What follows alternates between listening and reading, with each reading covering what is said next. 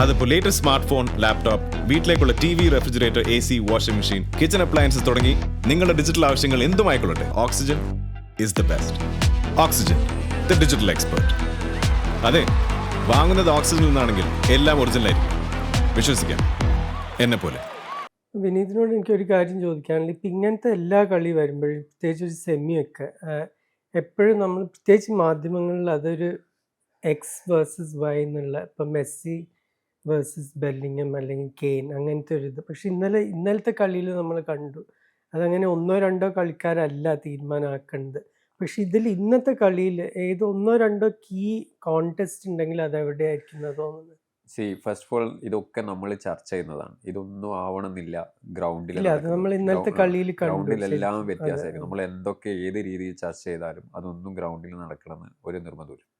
ഇപ്പം ഞാൻ ഇപ്പം നോക്കുന്ന ഒരു ഏറ്റവും വലിയ എന്താ പറയുക, ഒരു ഇവർ തമ്മിലുള്ള മത്സരം എന്ന് പറയുന്നത് ഒന്ന് ഗോൾ കീപ്പർ വേഴ്സസ് കെയ്ൻ അല്ലെങ്കിൽ ബെല്ലിംഗാം എന്നുള്ളത്. കാരണം ഇതുവരെയായിട്ട് അർജന്റീനയുടെ ഗോൾ കീപ്പർ അത്രത്തോളം ടെസ്റ്റ് ചെയ്യപ്പെട്ടില്ല. ഗോള് വാങ്ങിയിട്ടുണ്ടെങ്കിലും അത് ഈ പറയുന്ന മാതിരി അയാളെ കഴിവ് പരിശോധിക്കുന്ന രീതിയിലുള്ള ടെസ്റ്റിംഗ് ഒന്നും ആയിട്ട് എനിക്ക് തോന്നി. 2-3 അറ്റാക്ക് വരുമ്പോൾ അത് നേരെ ഗോളാവുന്നു എന്നല്ലാതെ കൃത്യമായ അടികളോ അല്ലെങ്കിൽ പോസ്റ്റിലേക്കുള്ള അറ്റാക്കുകളോ വന്നിട്ടില്ല എന്നുള്ളതാണ് ഞാൻ മനസ്സിലാക്കുന്നത്. ക്രോസ് കൊടുക്കുന്നു തോന്നുന്നുണ്ടോ? പ്രത്യേകിച്ച് മറ്റേ മാർട്ടിനസിന്റെ ഹൈറ്റ് കൊടുക്കേണ്ടതാണ്. ഇവരെങ്ങനെയാണ് ഇവർ പ്ലാൻ എന്നുള്ളത് നമുക്കറിയില്ല. ഇത് പോകേണ്ടത് പോർച്ചുഗലിന്റെ കളിയിലേക്കാണ്. കാരണം ചെയ്യേണ്ടത് അതായിരുന്നു, പക്ഷെ അവരത് ചെയ്തിട്ടില്ല എന്നുള്ളത്. അത് ഞാൻ തുടക്കത്തിൽ പറഞ്ഞത്. നമ്മൾ ഇവിടെ ചർച്ച ചെയ്യുന്നതോ കാര്യങ്ങളോ ഒന്നും അല്ല ഗ്രൗണ്ടിൽ നടക്കുന്നത് എന്നുള്ളത്. അപ്പോൾ ഞാൻ ആദ്യം ഒരു മത്സരമായിട്ട് കാണുന്നത് മാർട്ടിനസ് വേഴ്സസ് ഇംഗ്ലണ്ടിന്റെ അറ്റാക്ക് എന്നുള്ളതാണ്. പിന്നെ രണ്ടാമത്തെ ഓരോ ആളെ എടുത്തു പറയുന്നതിനെക്കാട്ടും കൂടുതൽ ഇതേപോലെയുള്ള England midfield versus Argentina midfield എന്നുള്ളത്. അതിലേക്ക് വരുമ്പോൾ എനിക്കുള്ളൊരു സംശയം, ഇതുവരെ അർജന്റീന മിക്ക കളിയിലും, എല്ലാ കളിയിലും അല്ല, 3 സെൻട്രൽ മിഡ്ഫീൽഡേഴ്സ് വെച്ചിട്ടാണ് കളിച്ചിട്ടുള്ളത്.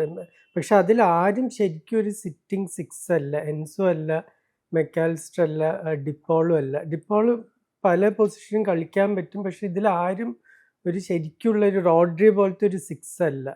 അപ്പം ഇന്ന് അവർ ഈ പ്രത്യേകിച്ച് റൈസും ആൻഡേഴ്സണും ഉള്ളത് കാരണം, പിന്നെ ബെല്ലിങ്ങം ആ ഒരു ഫ്രീ റോൾ 10-ലാണ് കളിക്കുന്നത്.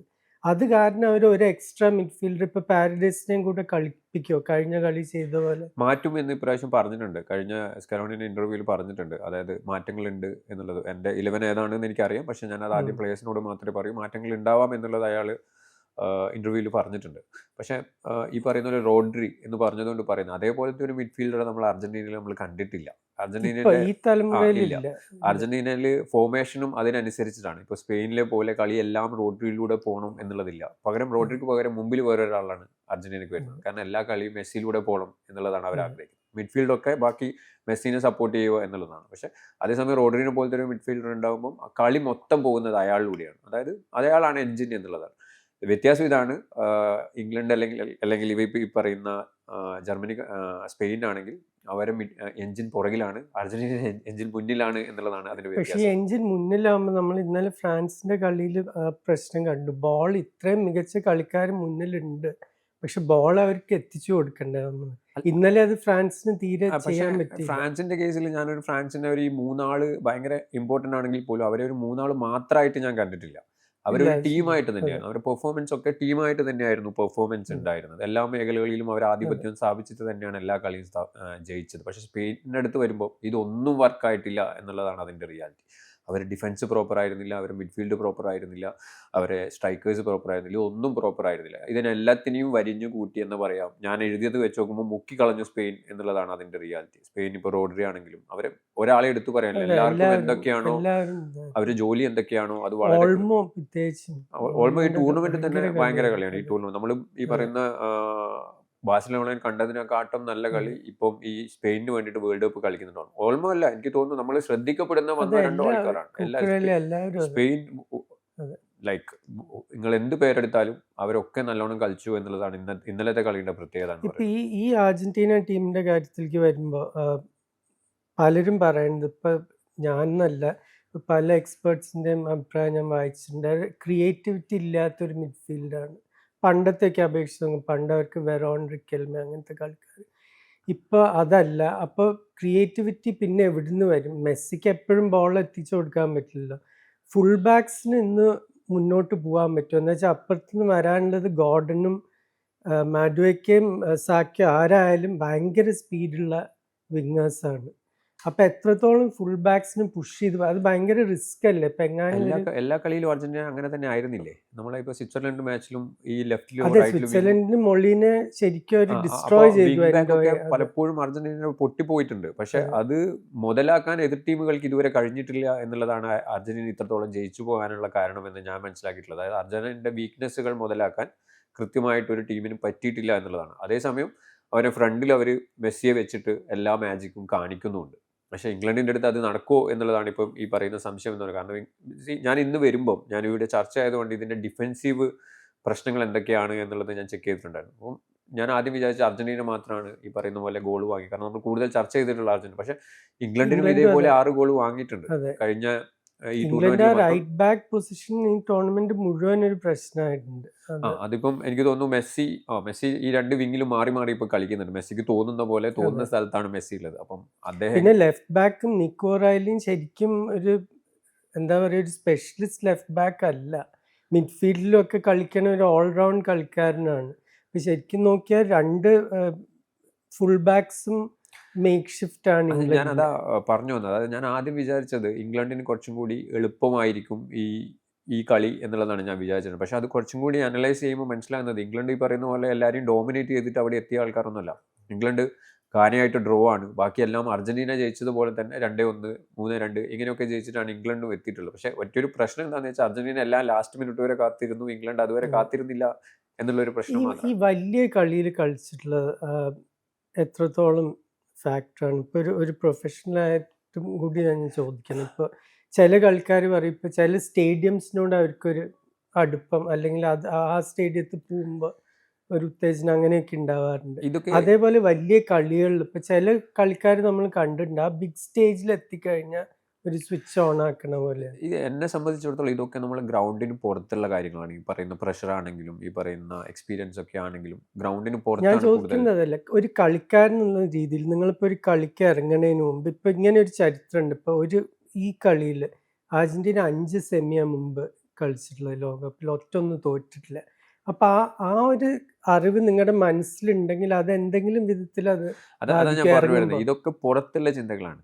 ഗ്രൗണ്ടിൽ ഇറങ്ങിക്കഴിഞ്ഞാൽ പിന്നെ നമുക്ക് ഇതൊന്നും ചിന്തയില്ല. ആ സമയത്ത് ഗ്രൗണ്ടിൽ ഇറങ്ങുന്നതിന് മുമ്പ് പക്ഷെ ഇത് നമ്മൾ പലപ്പോഴും ആലോചിക്കും. നമ്മൾ ഈ പറയുന്ന കാര്യങ്ങൾ നിങ്ങൾ ചിലപ്പോൾ ചർച്ച ചെയ്യുന്ന സാധനങ്ങൾ ഇതൊക്കെ ചിലപ്പോൾ ശ്രദ്ധിക്കുന്ന ആൾക്കാരുണ്ടാവും. ഇപ്പോൾ ക്രിസ്ത്യാനോ റൊണാൾഡോ പറയുമ്പോൾ നമ്മൾ പല ചർച്ചകളും അദ്ദേഹം മറുപടി പറയുന്നതൊക്കെ നമ്മൾ കേട്ടിട്ടുണ്ട്. അതെ. പക്ഷേ ഗ്രൗണ്ടിൽ ഇറങ്ങിക്കഴിഞ്ഞാൽ ഗ്രൗണ്ടിൽ ഇതൊന്നുമില്ല. എത്തിക്കഴിഞ്ഞാൽ ഇതൊന്നുമില്ല. ശരി. അതാണല്ലോ ഇമ്പോർട്ടന്റ്. അതെ. പുറത്ത് നിങ്ങൾ എന്ത് ചെയ്യുന്നു എന്നുള്ളത്. പക്ഷെ കളിക്കുമ്പോൾ ആ ഒരു കളിക്കാൻ ഇറങ്ങുമ്പോൾ ആ ഒരു കോൺഫിഡൻസ് ഉണ്ടാവുമെന്ന് ഞാൻ ചോദിക്കുന്നത്. ഇപ്പൊ നമ്മൾ ഒരിക്കലും ഒരു അത് ഈ പറയുന്ന പോലെ തോറ്റിട്ടില്ല ഇപ്പം ഈ എന്നുള്ള വേൾഡ് കപ്പ് പ്ലേയേഴ്സ് ഇപ്പം കളിക്കുന്ന പ്ലേയേഴ്സ് എന്ന് പറയുന്നത് ഈ വേൾഡ് കപ്പ് മാത്രമല്ല, അവർ നോർമലി 1-2 കളികൾ കളിച്ച ആൾക്കാരല്ല. അവരെ എക്സ്പീരിയൻസ് എന്ന് അതെ. പറയുന്നത് അത്രയും കൂടുതലാണ്. അവർക്ക് വേൾഡ് കപ്പ് ആണെങ്കിലും ഈ പറയുന്ന ചാമ്പ്യൻസ് ലീഗ് ഫൈനലാണെങ്കിലും എല്ലാം എക്സ്പീരിയൻസ് ചെയ്ത പ്ലേയേഴ്സ് ആയിരിക്കും അത്. അപ്പോൾ അവർക്കൊരു ഗെയിം മാനേജ്മെന്റ് എന്താണെന്നുള്ളത് അവർക്ക് വളരെ കൃത്യമായിട്ട് അറിയുന്ന ആൾക്കാരായിരിക്കും എല്ലാവരും. നമ്മൾ പുറത്ത് ചർച്ച ചെയ്യുന്നതും അവരെ ഗ്രൗണ്ടിലേക്ക് ഇറങ്ങുന്നതും തമ്മിൽ വലിയ ബന്ധം ഉണ്ടാവും എന്ന് ഞാൻ വിചാരിക്കുന്നില്ല. പക്ഷേ ഈ പറയുന്ന അർജന്റീന തന്നെ മാത്രം നമ്മൾ എടുത്തു നോക്കിയാൽ അർജന്റീന മേ ബി ചിലപ്പോൾ കുറച്ചും കൂടി ഈ പറയുന്ന ഹൈ പ്രഷർ അല്ലെങ്കിൽ ഇങ്ങനത്തെ ഒരു മോശം സിറ്റുവേഷൻ ഹാൻഡിൽ ചെയ്യാൻ വേണ്ടിയിട്ട് പ്രിപ്പയർഡ് ആയിട്ടുണ്ട്. കാരണം ഈ വേൾഡ് കപ്പിൽ മാത്രം അവർ ഹാൻഡിൽ ചെയ്തതൊക്കെ അങ്ങനത്തെ സിറ്റുവേഷനാണ്. പ്രത്യേകിച്ച് നോക്കൗട്ട് ടൂർണമെന്റുകളിൽ നോക്കൗട്ട് മാച്ചുകളിൽ എല്ലാ കളിയും ലാസ്റ്റ് മിനിറ്റ് വരെ കാത്തു നിന്നിട്ട് ജയിച്ച ആൾക്കാരാണ്. അപ്പോൾ ആ ഒരു സിറ്റുവേഷൻ എന്ന് പറയുന്നത് അവർക്ക് ഓൾറെഡി പ്രിപ്പയർഡ് ആയിട്ടുണ്ടാവും. അതായത് ഇങ്ങനെ ആവാം, മേ ബി ഒരു ഗോൾ ആദ്യം വാങ്ങിയാൽ പക്ഷെ നമുക്കത് തിരിച്ചടിക്കാൻ പറ്റും, അല്ലെങ്കിൽ ലാസ്റ്റ് മിനിറ്റ് നമ്മളെ സമയമാണ് എന്ന് ചിലപ്പോൾ അവർ കരുതുന്നുണ്ടാവാം. ഈ കളി മറ്റേ എന്താ ഒരു ക്ലൈമറ്റ് കൺട്രോൾ സ്റ്റേഡിയം അതുകൊണ്ട് ചൂട് അത്ര വലിയ ഫാക്ടർ അല്ല. പക്ഷെ എന്നാലും കളിക്കാർ 6 കളി കളിച്ച് കഴിഞ്ഞിട്ടാണ് 7ാമത്തേതിലേക്ക് വരുന്നത്. അപ്പോൾ തീർച്ചയായിട്ടും ക്ഷീണം ഒരു ഫാക്ടറാണ്. ഈ സബ്സ്റ്റിറ്റ്യൂഷൻസിലേക്ക് വരുമ്പോൾ നമ്മൾ ഈ ത്രൂ ഔട്ട് ഈ ലോകകപ്പിൽ കണ്ടിട്ട് സബ്സ്റ്റിറ്റ്യൂഷൻസ് ആണ് പല കളിയും മാറ്റിയിട്ടുള്ളത്. അപ്പം ഇതിൽ ബെഞ്ചുകൾ നോക്കുമ്പോൾ എവിടെയാണ് മികച്ച കളിക്കാരെ കാണുന്നത്?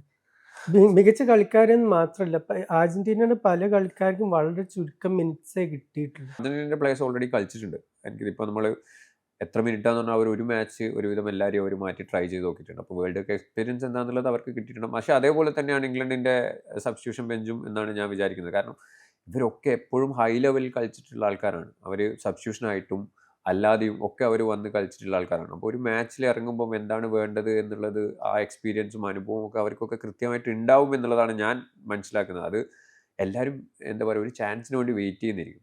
മേ ബി ഈ പറയുന്ന പോലെ എന്നെ എപ്പോഴിറക്കും, ഇറക്കിയാൽ എനിക്ക് ഇമ്പ്രസ് ചെയ്യണം എന്നുള്ള രീതിയിൽ വെയിറ്റ് ചെയ്യുന്ന ആൾക്കാരായിരിക്കും പകുതിയിലധികം എന്ന് ഞാൻ വിചാരിക്കുന്നത്. ഈ മെസ്സി ഫാക്ടർ ഇതിപ്പോൾ നമുക്ക് ഞാൻ വെറുതെ ഒരു ഹെഡ്ലൈനിന് വേണ്ടി പറയല്ല. ഇത് ഈ ഇംഗ്ലണ്ട് ടീമിൽ തന്നെ പല കളിക്കാരും വളർന്നുണ്ടാവാൻ മെസ്സി ഒരു ഹീറോ ആയിട്ടായിരിക്കും. ഇത് പല ചെറുപ്പക്കാരും കളിക്കാരുണ്ടല്ലോ. അപ്പോൾ അത് എത്രത്തോളം ഒരു ഫാക്ടർ ആയിരിക്കും. നിങ്ങൾ കളിക്കാൻ പോകുന്നത് ഇതിലാരും മെസ്സിക്കെതിരെ ഒരു ഇന്റർനാഷണൽ മാച്ച് കളിച്ചിട്ടില്ല. അർജന്റീന എനിക്ക് തോന്നുന്നു 1 കൊല്ലത്തിന് കൊല്ലത്തിന് ശേഷം. ശേഷമാണ്. അതെ. പക്ഷെ അവിടെ മനസ്സിലാക്കേണ്ട സാധനം ഈജിപ്തിന്റെ കോച്ച് ഇത് കഴിഞ്ഞപ്പോൾ പറഞ്ഞിട്ടുണ്ട്, ഞങ്ങൾ മെസ്സി എന്ന പേര് മീറ്റിങ്ങിന് ഉപയോഗിക്കാറില്ല. കേട്ടിട്ടുണ്ടോ? ഞങ്ങൾ നമ്പർ 10 എന്നാണ് അതെ. പറയാന്നുള്ളത്. പക്ഷെ അയാൾ എത്രയായാലും അങ്ങനെയാണ്. നമ്മൾ ഫീൽഡിൽ ഇറങ്ങുമ്പോൾ മെസ്സിയെ കാണുന്നില്ല. ഒരാൾക്ക് മെസ്സിയെ മാർക്ക് ചെയ്യേണ്ടി വരും. മിക്കവാറും അത് റൈസ് ആയിരിക്കും. ആരായാലും പക്ഷെ നിങ്ങൾ കളിക്കുന്നത് നിങ്ങളുടെ തലമുറയിലത്തെ ഏറ്റവും മികച്ച ഒരു കളിക്കാരനെതിരെ. അപ്പൊ അത് എത്രത്തോളം ഒരു ഫാക്ടറാണ്. ഗ്രൗണ്ടിൽ ഇറങ്ങിയാൽ ഇതൊന്നും ഒരു വിഷയമല്ല എന്നുള്ളതാണ്. കാരണം ഗ്രൗണ്ടിൽ ഇറങ്ങിയാൽ അയാൾ കളിക്കാരൻ മാത്രമാണ്, ഒരാൾ മാത്രമാണ്. നമുക്ക് എല്ലാവർക്കും ഇപ്പം നമ്മളിപ്പം നോർമലി ഇവിടെ കളിക്കുമ്പോൾ പോലും നമ്മൾ ഏറ്റവും വലിയ പ്ലേയേഴ്സ് നമ്മൾ കമ്പയർ ചെയ്യുന്ന സുനിൽ പ്ലേയേഴ്സ് ഛത്രിയുടെക്കെതിരെ പക്ഷെ അത് കളിക്കുമ്പോഴൊക്കെ ഗ്രൗണ്ടിൽ ഇറങ്ങിയാൽ അയാൾ ഒരാൾ മാത്രമാണ്. പക്ഷെ അതിന് മുന്നേ ഉണ്ടാകുന്ന ഒരു ബിൽഡപ്പും കാര്യങ്ങളും എപ്പോഴും അങ്ങനെ ഉണ്ടാവും എന്നുള്ളതാണ്. ഇവർക്ക് ഒരു പേടി ഉണ്ടാവും എന്തായാലും. കാരണം ആ ഒരു പ്ലെയറിനെ ഒരു സെക്കൻഡ് പോലും വിട്ടാൽ അയാൾ കളി മാറ്റിമറിക്കും. അത് സംശയമില്ലാത്ത കാര്യമാണ്. അയാൾ ആ ഒരു സെക്കൻഡ് പോലും വിടാണ്ടിരിക്കാനുള്ള എക്സ്ട്രാ കെയർ ഓൾറെഡി പ്രിപ്പയർ ചെയ്തിട്ടുണ്ടാവും. അത് ടീമിന്റെ ടാക്ടിക്സിനനുസരിച്ചിട്ട് അവരെങ്ങനെ അയാളെ പൂട്ടണം എന്നുള്ളത് അവർ കൃത്യമായിട്ട് പ്ലാൻ ചെയ്തിട്ടുണ്ടാവും. പക്ഷെ അത് നടക്കുമോ നടക്കൂലോ എന്നുള്ളത് അയാളുടെ കൂടെ ഇതിന്റെ അനുസരിച്ചാണ്. കാരണം അന്ന് പ്രത്യേകിച്ച് മെസ്സിനെ പറ്റി പറയുകയാണെങ്കിൽ അദ്ദേഹം അന്ന് ഇന്നതാണ് ഞാൻ ചെയ്യുന്നത് എന്ന് തീരുമാനിച്ചാൽ എനിക്ക് തോന്നുന്നില്ല ലോകത്തിലെ ഏതെങ്കിലും ഒരു പ്ലെയറിനെ അദ്ദേഹത്തിന് പൂട്ടിക്കെട്ടാൻ പറ്റും എന്നുള്ളത്.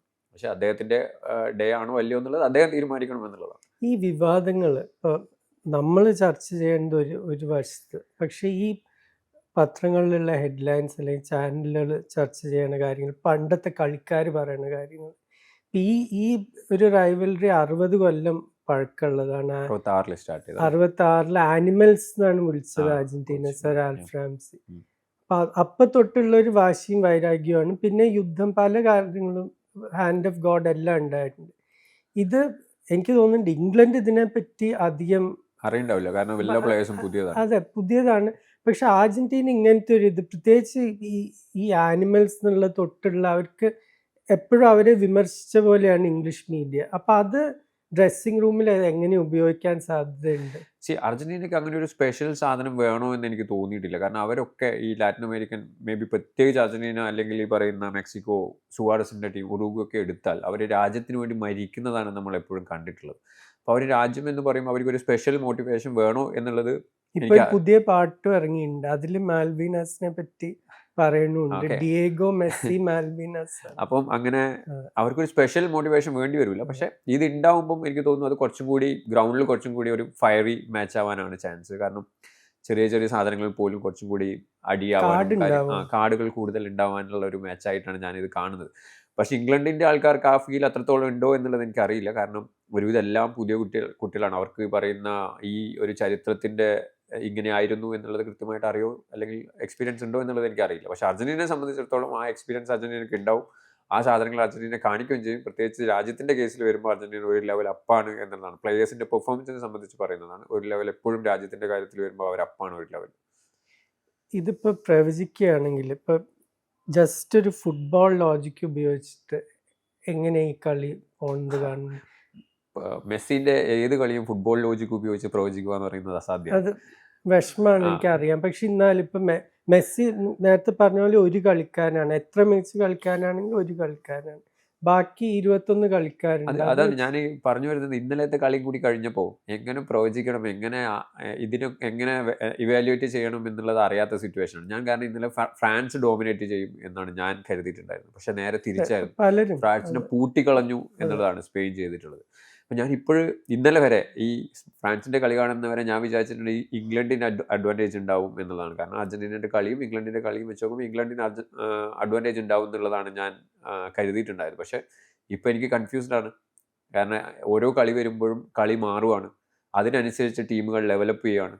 അപ്പോൾ അർജന്റീന മേ ബി ഈ ഇംഗ്ലണ്ട് വരുമ്പോഴേക്ക് ചിലപ്പോൾ ഇംഗ്ലണ്ടിനനുസരിച്ച് അർജന്റീനയും മാറാം.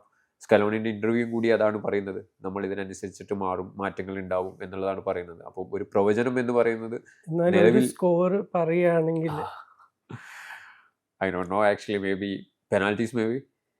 പെനാൽറ്റി ആവാൻ ചാൻസ് ഞാൻ കാണുന്നു. മെസ്സി ലൈക്ക് കഴിഞ്ഞ സ്വിറ്റ്സർലൻഡിനെ പോലെ മെസ്സി ഒരു സൈഡിൽ ഒതുങ്ങി പോവുകയാണെങ്കിൽ പെനാൽറ്റി ആവും. പക്ഷേ എനിക്ക് തോന്നുന്നു മെസ്സി ഇന്നലെ അല്ലെങ്കിൽ കഴിഞ്ഞ കളി ഒരു റെസ്റ്റ് എടുത്തതായിട്ടാണ് ഞാൻ മനസ്സിലാക്കുന്നത്. അതിൻ്റെയും കൂടി ചിലപ്പോൾ ഇംഗ്ലണ്ടിനെതിരെ കാണാം. ഇംഗ്ലണ്ടിനെതിരെ ഈ ചരിത്രത്തിൻ്റെ ഒരു പിൻബലമുണ്ട്. അതൊക്കെ കൂടി വരുമ്പോൾ മെസ്സി ആവാനുള്ള ചാൻസാണ് ഞാൻ കൂടുതൽ മാച്ചിൽ കാണുന്നത്. അതായിട്ടില്ല എങ്കിൽ maybe it goes to penalties. എൻ്റെ 2-1 ഇംഗ്ലണ്ട്.